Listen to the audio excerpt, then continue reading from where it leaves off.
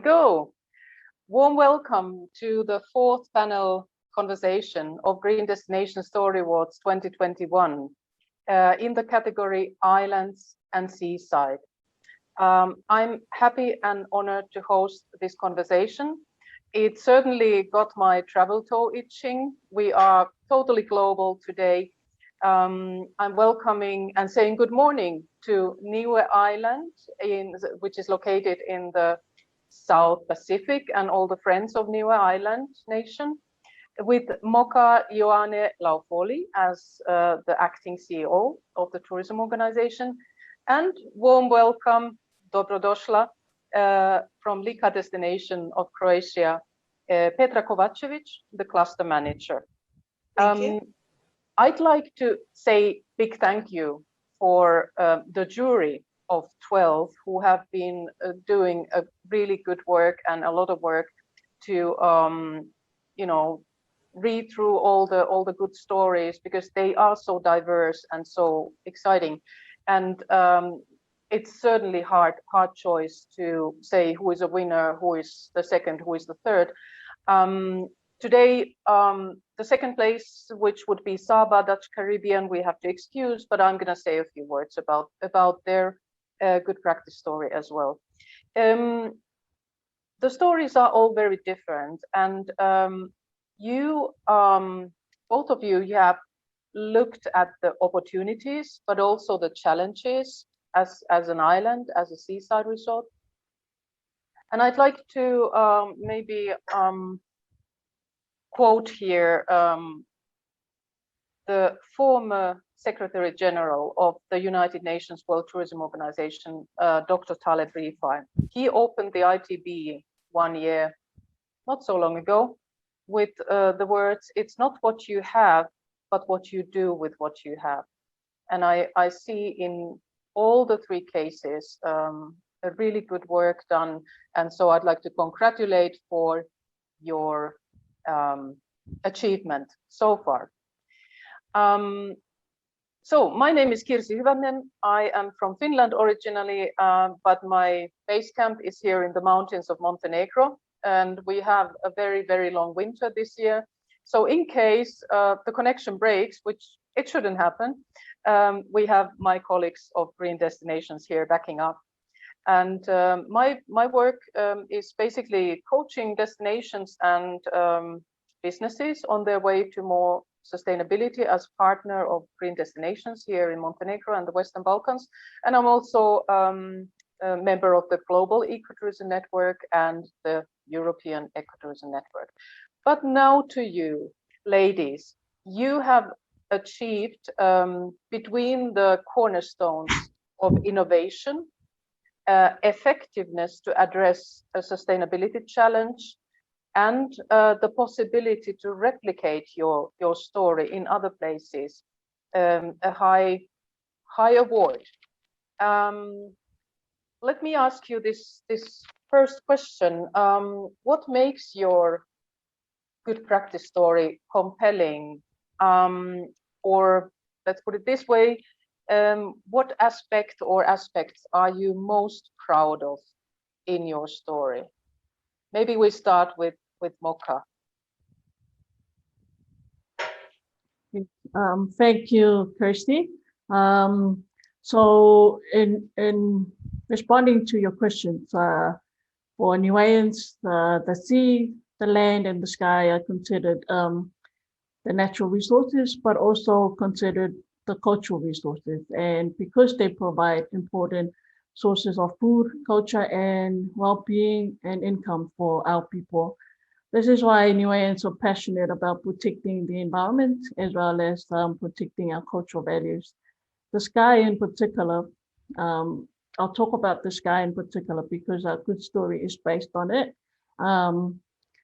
Is our compass for navigation, and it has been so for many years. And this is why our good story is convincing, as the dark sky nation status highlights not only the economic and economical benefits to the destination, but it also highlights the cultural and environmental benefits to our communities. On the community level, tourism in Niue has received a lot more support from the local communities, especially in the sense that with Dark Sky, we are able to encourage some sort of tourist attractions or activities in the villages that hardly had any sort of tourism developments before. So we all know the Pacific region is vulnerable to the climate change, and this poses as a huge threat to our tourism industry. Cyclones can wipe out our entire infrastructure, and we experienced this back in 2004 with the cyclone Heta. But the skies, however, will remain undamaged, and the dark skies are actually enhanced after cyclones, and this actually allows us to still be able to offer tourism products despite the challenges of climate change. The dark sky story, it creates an appreciation of Niueans for their culture, our resources, and our unique way of life, and especially for our children to learn about the importance of dark skies and continue to pass on to the next generation and the next. Niue is, of course, very proud of the fact that as a small island nation with issues of being easily accessed by visitors with only one direct flight to and from New Zealand, the status of being the world's first dark sky nation has boosted our international reputation in the sustainability scale. So I hope that answer your question, Chrissy. Thank you. Certainly, there are so many aspects of your story. Yes, the world's first dark sky nation, and it happens to be, I learned it today, it happens to be the International Dark Sky Week this week. So you must be celebrating. Now, to Petra, how would you describe your, the aspects that you are most proud of in your story, which is about local products in function of sustainable tourism development? Good evening, everyone. Actually, good morning, Mocha. Thank you for the invitation. Congratulations, Mocha, for your award. And it's really an honor to have the opportunity to represent our story on an event like this. To answer your question, we are developing a regional system of quality of local products for the 5th year in a row. For now, it's called Lika Quality System. So we are located in Lika. It's a region in Croatia, Europe. And Lika has a really rich history of local production. It's known as agricultural region of Croatia. We decided to match the tourism here with the local producers and show them the way that they can use their products and all the ecological infrastructure that we have here in a sustainable way, and in order to make the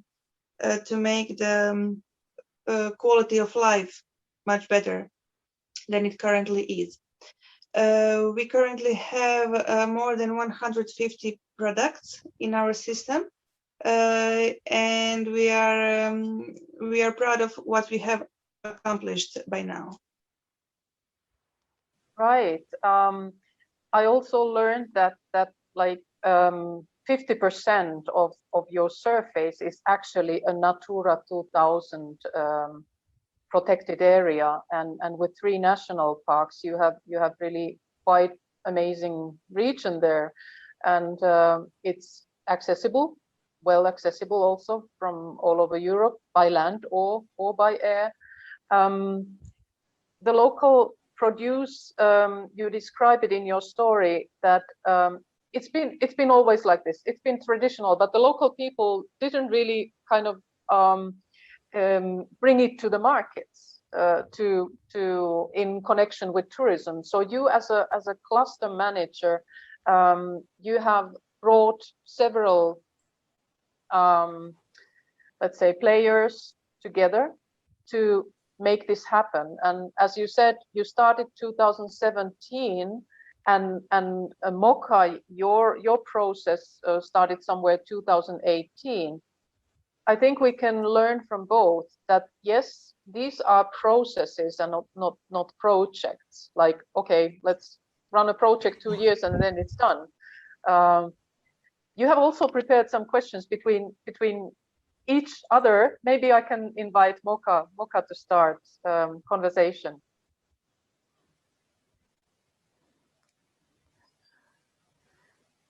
Okay, thank you for this opportunity to ask the question to Petra.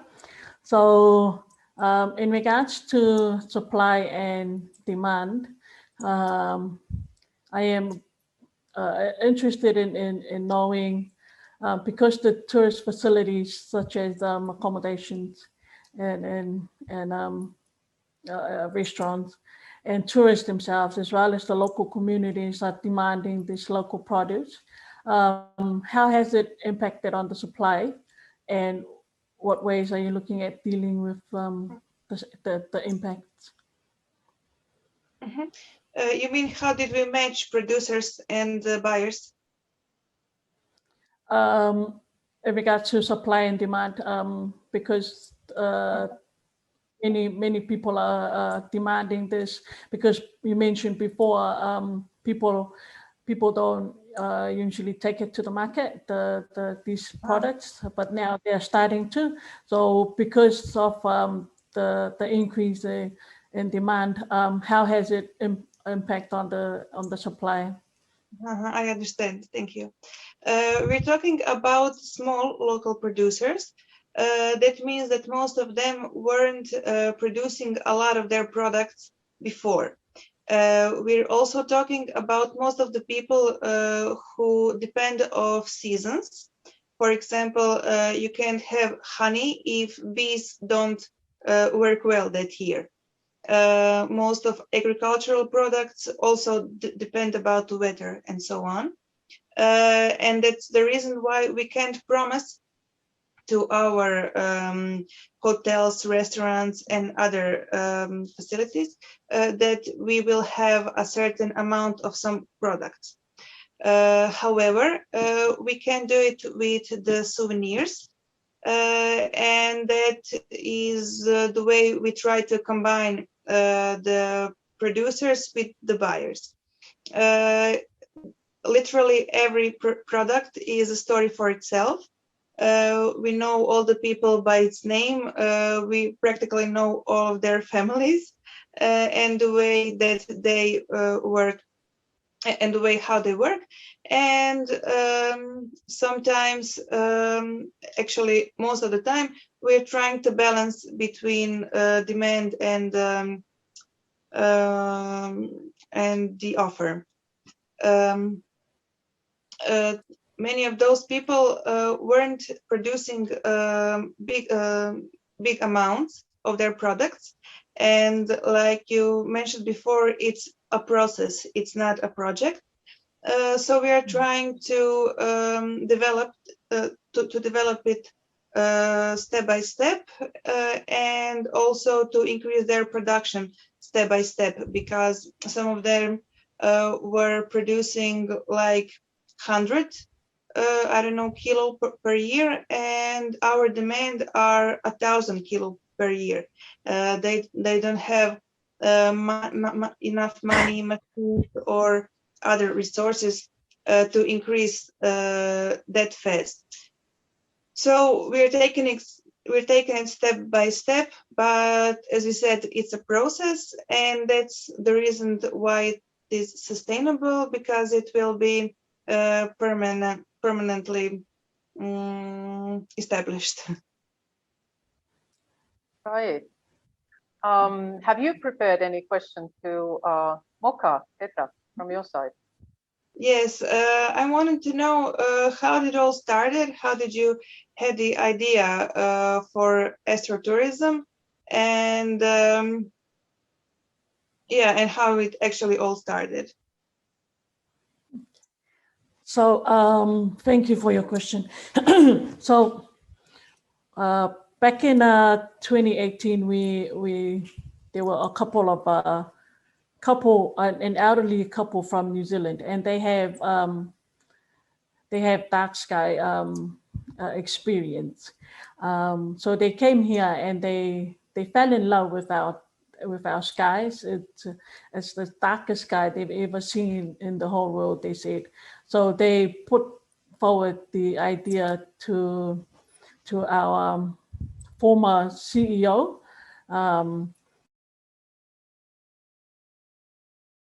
having or putting Niue as a dark sky destination. So that's how we actually came about it.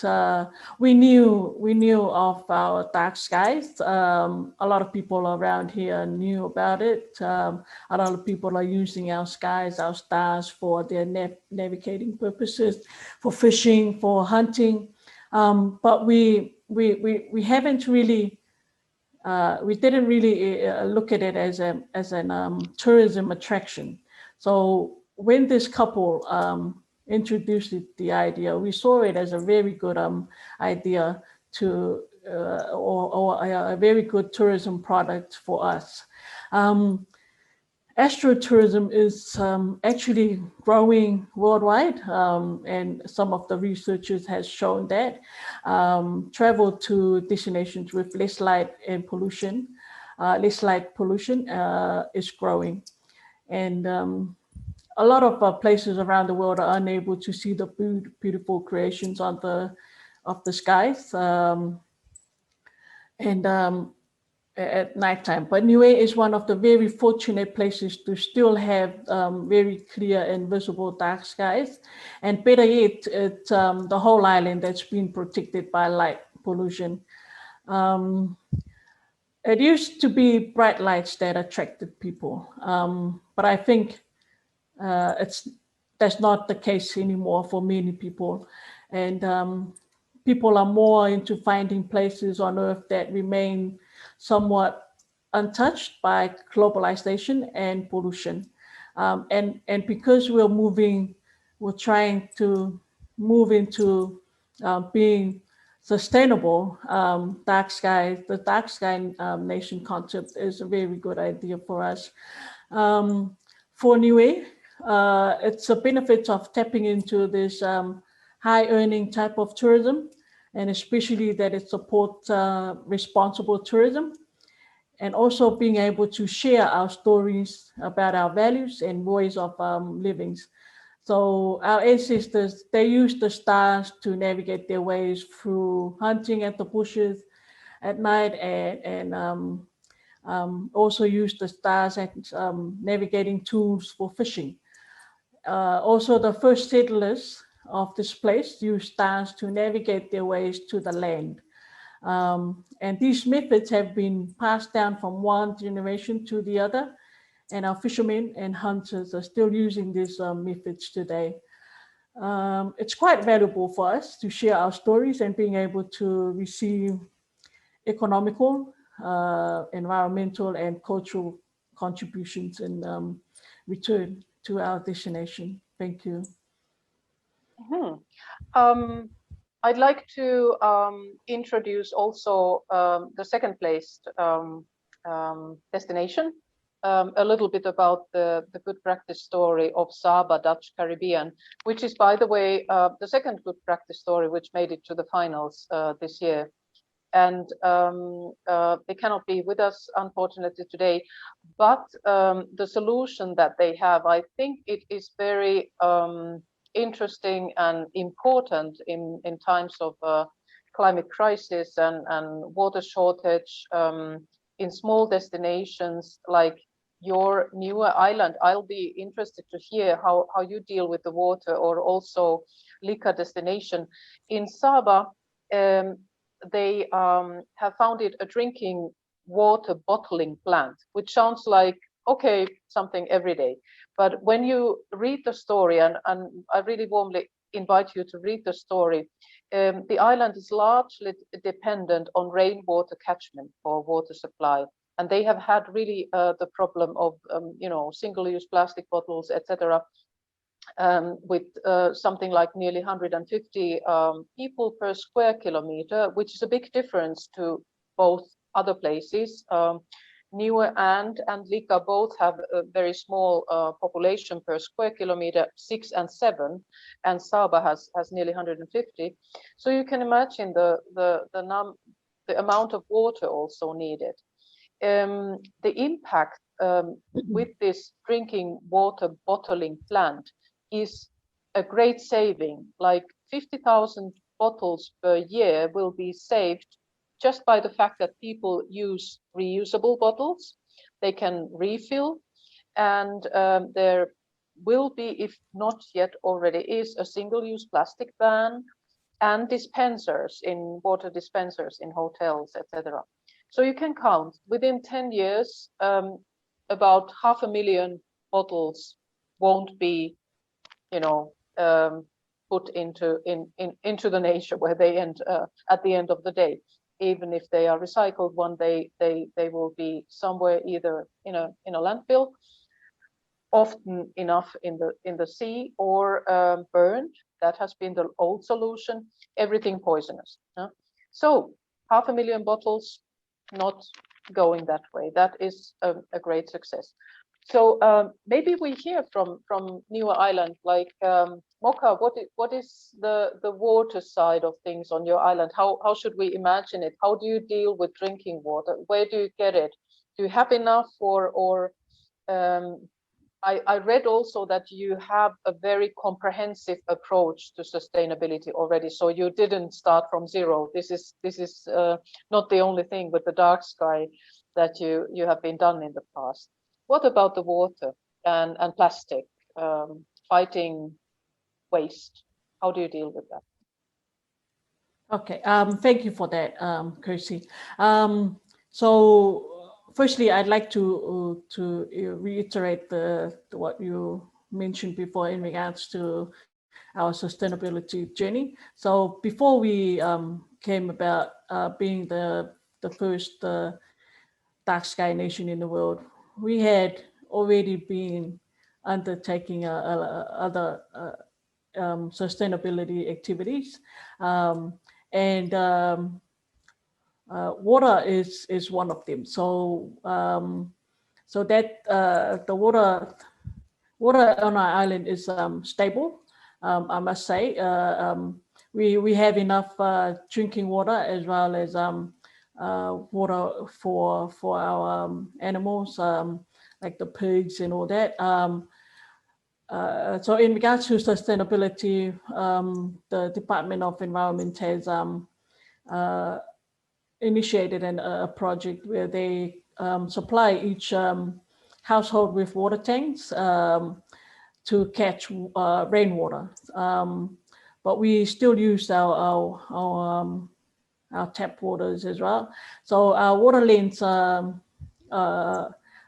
underneath our island, so it's beneath us. So we need some sort of water pumps to be able to receive this water from underneath us. The only problem we face that we don't have water sometimes is in regards to these water pumps. When they are not working, we are unable to receive water to our households. So, and when the power is off, because the water pumps are working because of power. So if we power cut off, the water may be playing up a bit or stop completely. But so that's why we have the Department of Environment initiated this project, providing all the households on the island with water tanks, so to ensure that we are not wasting our rainwater. So so these water tanks, they catch the water, the rainwater, and we can use them. We can use these tanks when we don't have any power in our household. So when the water pumps are not working, we turn to the water tanks that are provided for us. So a very interesting conversation between myself and Petra as well as Zeba, who is unable to attend us because we have as going through your good stories, Petra, as well as Oscar, who's unable to attend us, to join us this morning. I can actually see the things that we have in common in regards to water supply, water catchment, as well as the local produce that the liquor destination is providing as well. Thank you. How the second part of the question was about the waste. Let's concentrate on the plastic waste. Do you have measures to reduce it, to eliminate it eventually, or what is your solution towards especially single-use plastic? Okay, so in 2017 we initiated a campaign, plastic-free New Year campaign. So this was a follow-up from the ministers or the forum, the Pacific Leaders Forum that we had back in 2017, as a way of raising awareness locally to our people to minimize the use of plastics. So in our restaurants, as well as the supermarket, the little shops around the island now, they have completely stopped using plastic bags, single-use plastic bags. The recycling process is in place as well. The Department of Environment are collecting and encouraging people to, instead of throwing their plastic bottles or plastic, anything plastic away into our environment, dispose of them in the rubbish bins that they have been provided, all households with. So that's another project. So all the households on the island are provided with specific bins for plastic waste. So instead of throwing them around or mixing them around with other waste, there's a specific bins for plastics. Yeah, so there's a whole lot of sustainability actions that we've done, and this came about with the responsible tourism policy that we initiated back in 2017. So the plastic-free campaign is part of the sustainability journey. So we're working really closely with a whole lot of stakeholders on island, as well as regional stakeholders and some international stakeholders in trying to overcome the impacts of plastics on our island, as well as educating our visitors as well to in a better way to get rid of plastic instead of throwing them away or mixing them around with the other waste as well. So yeah, thank you. Thank you, Moka. Petra, you start your good practice story saying that Lika destination is actually the ecological core of Croatia. So I think we are excited to hear your side of the water question. Agricultural production also takes water. You are on the seaside, and it tends to get warm in summer. So do you have the water challenge, drinking water challenge, or agricultural water challenge?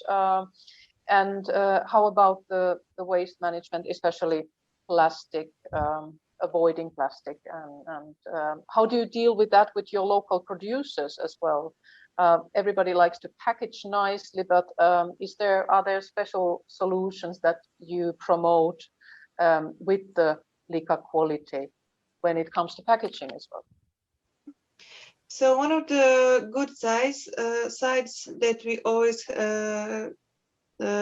always talk about when we're talking about local products in tourism are the less packaging because there's no need to put in any boxes, plastic, or any other kind of the packaging if you are selling your product to your neighbor.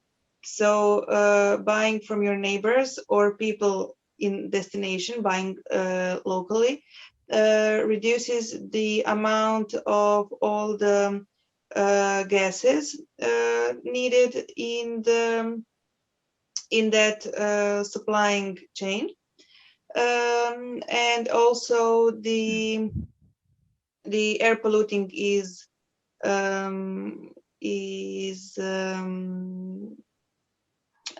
I miss the word, is less. Yeah, not When not talking not not so much existing there probably because you're on the seaside, no? Right? Yeah. Mhm. When talking about water, in every household there's a water drinkable from the tap, and we do it, I think, mostly. I think mostly. However, you can see people, local people as well, with bottles with water in plastic bottles. I think it's just the way of life, maybe, or following some trends from a few years ago, or it's maybe just easier to buy water instead of buying one time your glass bottle and just filling it at home. So one of the things that we are always repeating on our educations is the importance of reusing everything and of not using those kind of materials as for an example, plastic. In all hotels and other facilities, we have the promo codes that we are telling, for example, to not to use water while washing hands all the time, but only when it's needed. So that's one of the, for example, that's one of the solutions to not to increase the amount of water. Mhm. 2 years ago, we started a project with the elementary and secondary school in which we worked with the children on the sustainable tourism stories, on their impacts on the biodiversity, and on the changes. We talked about the changes that every household can make. Some are some of small changes that every person is doing. It doesn't feel like it's a big thing, but it really is. And so we learn them how to learn their parents and families how can we help our planet. We also bought the bins for recycling, and we are tracking the changes and their way of behavior to the nature and to environment. Mhm. Mhm. Good. Are there any questions between you two? I'd like to invite you to continue the conversation. There is questions about the water still with Mocha on her island, but she's answering them in writing. I can see that. So Petra, did you have a second something that you wanted to know, especially from Niue and from Mocha, from her experience? Well, I heard that they are doing many projects on the sustainability, and since they are that they are not populated, there are not many people there. I don't know if it's easier or harder to accomplish some of the goals when there are not many people around. Mocha, you have something like six people per square kilometer, and well, Lika has similarly something like 7 people per square kilometer, so you have a similar situation there. Is it harder or is it easier when you have less population? Thank you for the question. So it's a bit of a both. So it's a bit hard because we need to with a very small population, we don't have the resources, the human resources, to be able to carry out a lot of our projects in a very timely manner. So at times we are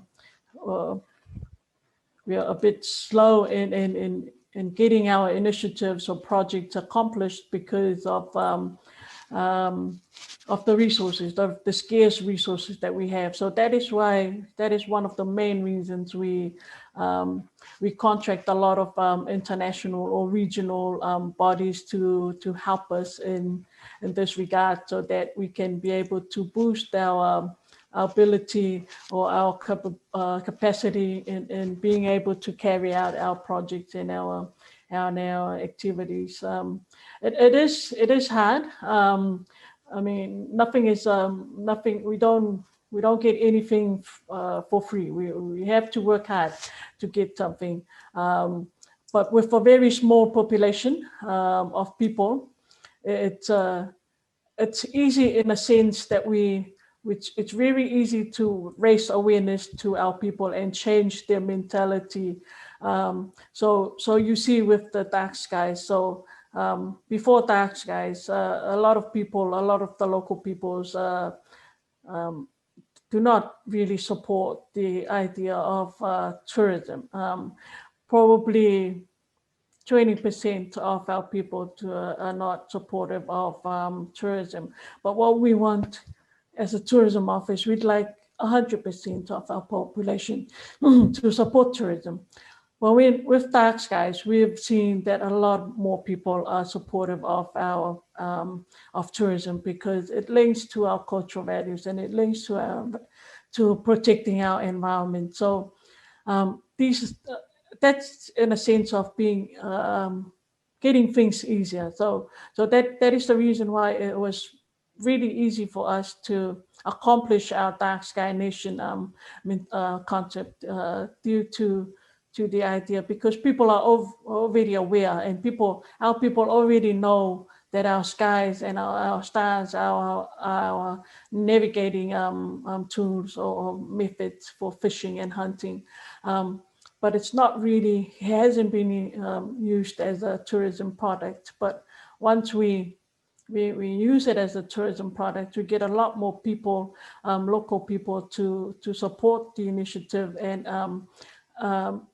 allow them to actually be a part of it. So they can actually share their stories about the dark skies and their naked navigating processes. So different people have their different methods in navigating and using the stars. So this is an opportunity for us to share it with our visitors.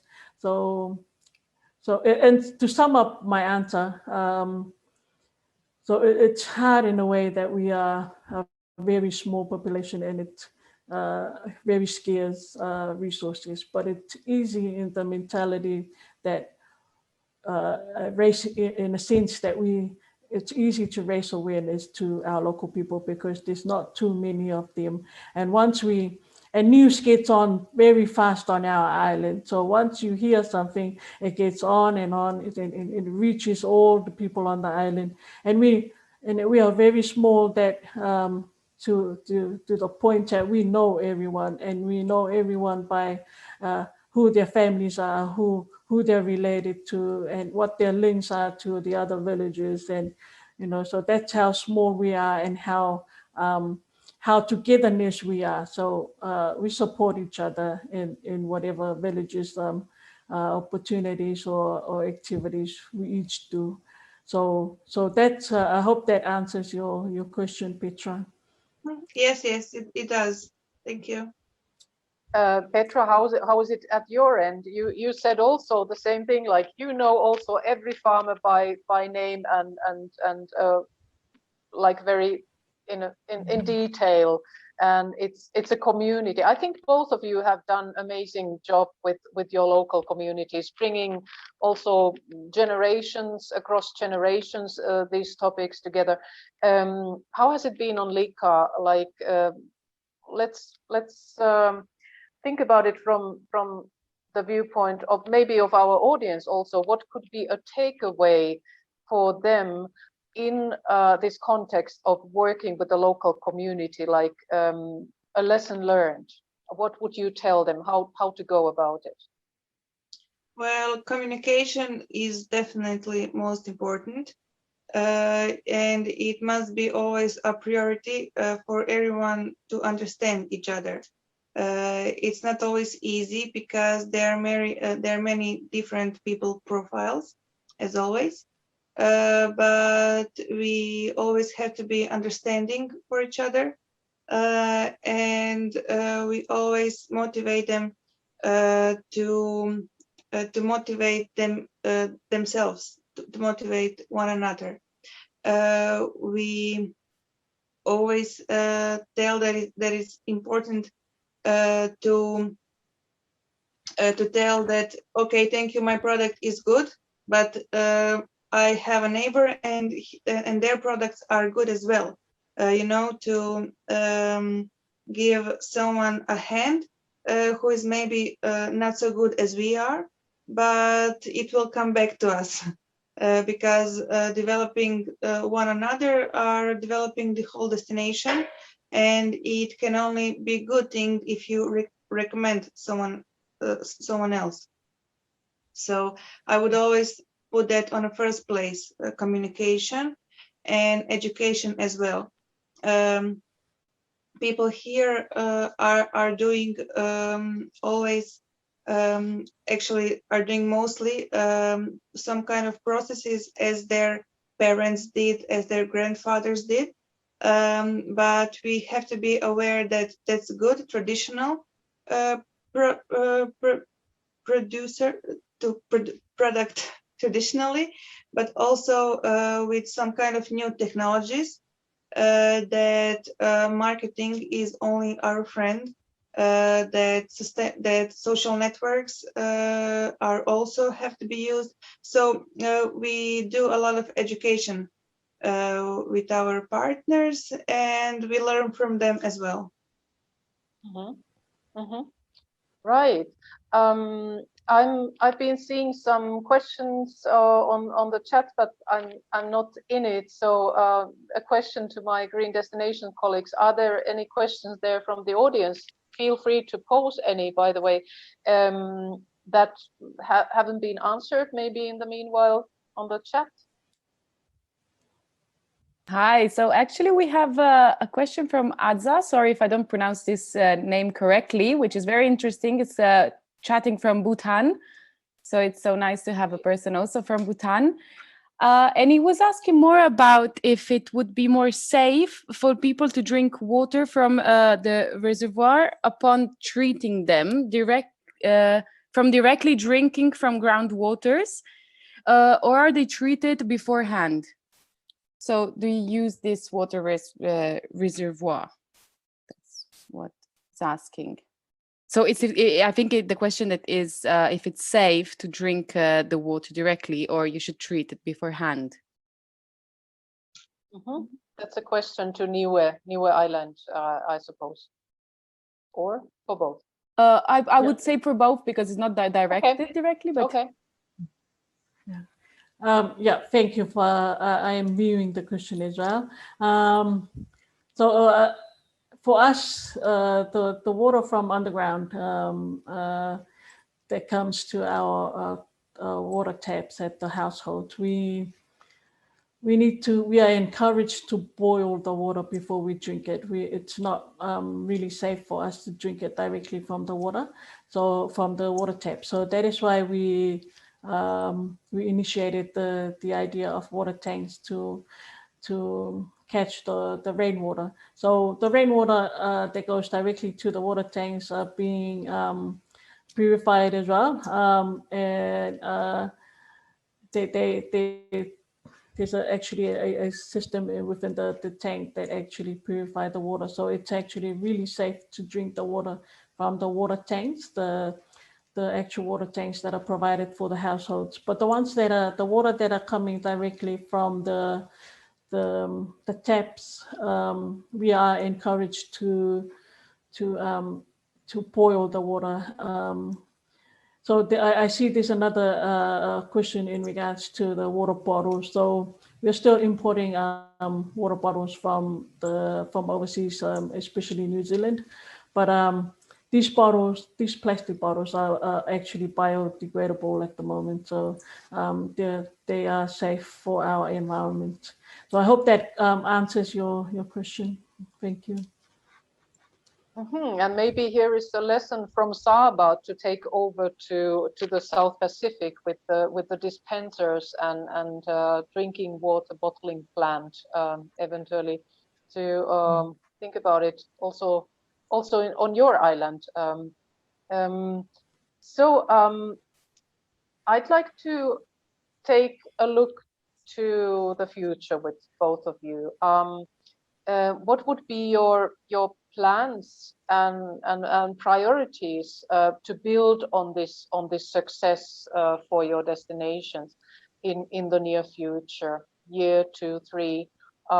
Like you said, speed is not the issue, but the quality of work. So, what would you like to head for as next, or building on your so far work? Maybe to start with Petra. We are branding our destination, Lika destination, as a smart, sustainable destination. So all of our projects have the priority of sustainability. We will definitely continue developing the Lika quality system. We also have the many projects with schools, with national parks, with hotels. So we are, as a cluster, we work with many different sectors in order to increase Lika as a destination, but also as a region that it's good to live in. We want to show people that they can do, that there's, maybe even though Lika is not so highly developed, it has very a lot of potential in nature, in people, in many other resources to become sustainable destinations as we work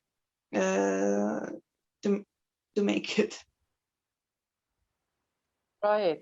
And as you say, that okay, it's not so developed, but you have a good internet, as we can see, and as a change from the COVID time, from this pandemic time, we have learned that we can work a lot of jobs also digitally, or at least partly digitally. So maybe this will be the renaissance of rural areas with the cornerstones for quality of life, health and space and healthy air, dark skies, etc. So I see a lot of hope for the rural areas as well. What are the near future plans of Niue Island? Mocha, would you share with us? Thank you, Chrissy. So I think for us in regards to the dark sky nation status, because that's our good story was based on the dark sky. So I'll just mainly talk about the dark sky. So I think for us is to complete the installation of our street light nationwide.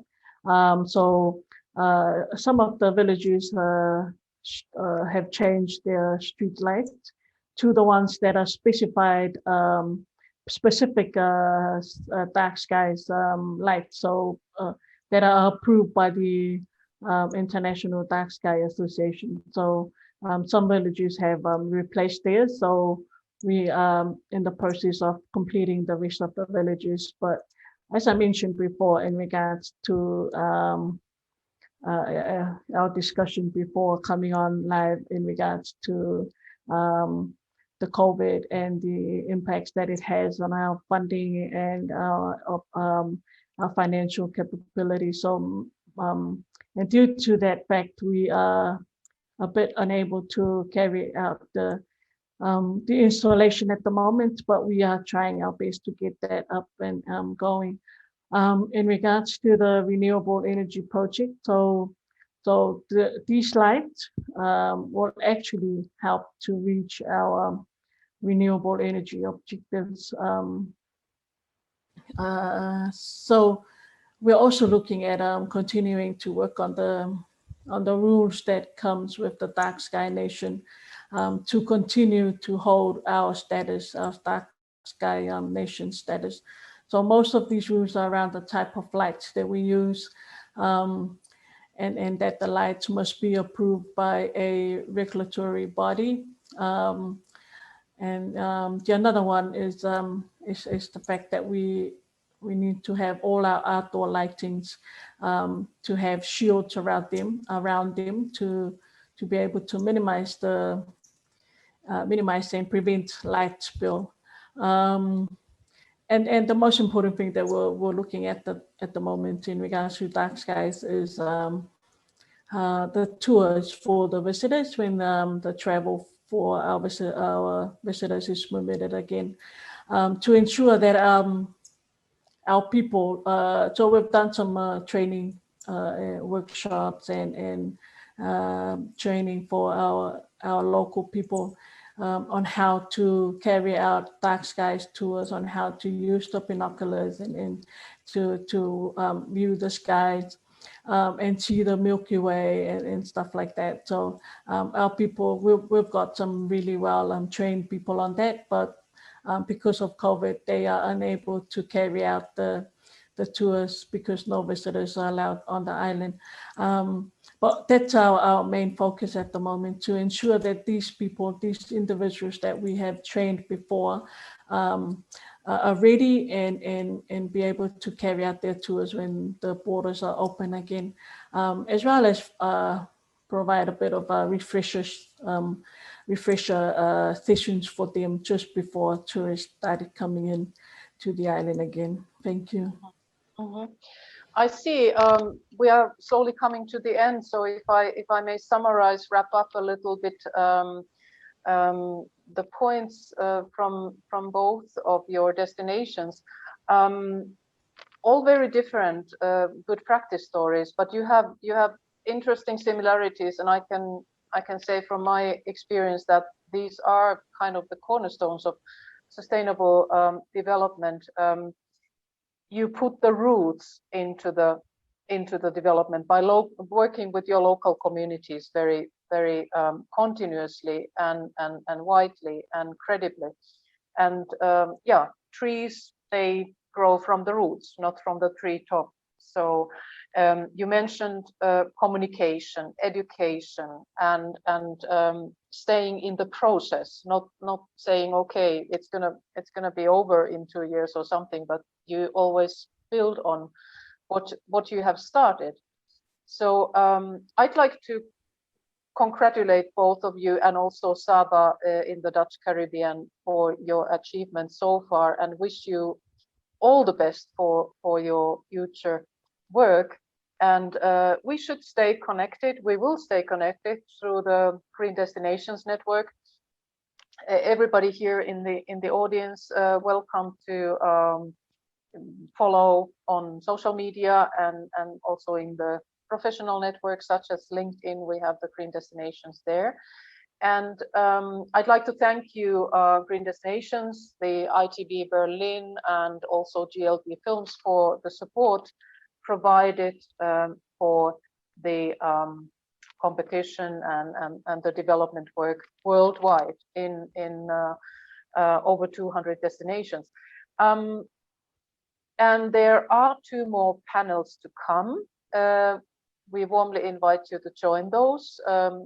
The next one will be on the 13th April about COVID and tourism, how destinations have managed or what are their solutions towards a good future.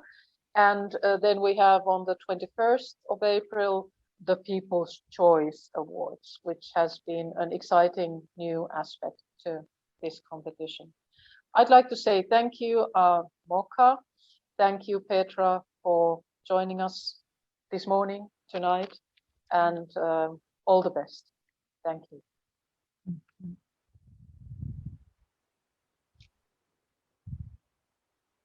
Can we say something? Please go ahead. Go ahead. I just wanted to thank you for the invitation and to thank you for a pleasant panel. Thank you so much.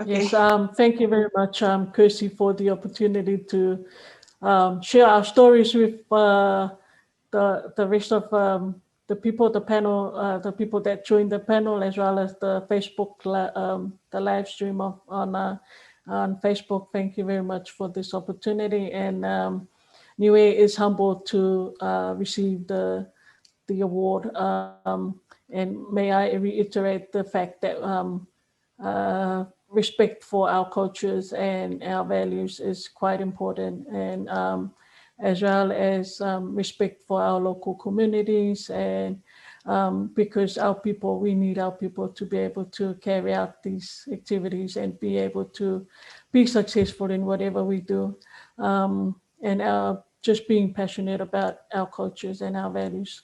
Thank you very much. Thank you both ladies, and thank you to the audience. Stay safe, and see you the next time. Thank you. See you. Stay safe. Bye.